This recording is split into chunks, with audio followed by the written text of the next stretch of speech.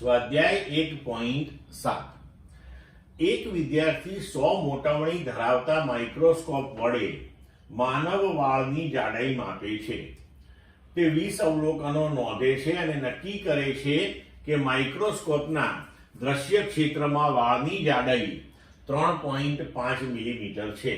તો વાળની અંદાજિત જાડાઈનું અનુમાન કરો.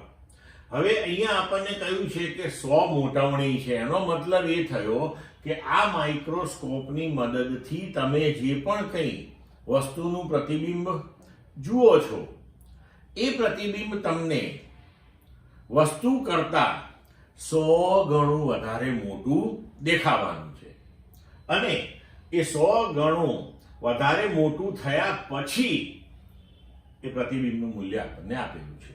તો હવે આગળ વધીએ.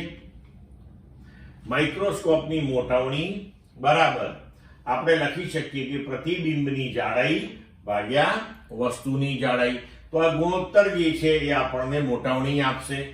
હવે માઇક્રોસ્કોપની મોટામણી આપણને 100 આપેલી છે, પ્રતિબિંબની જાડાઈ આપણને 3.5 મિલીમીટર આપેલી છે.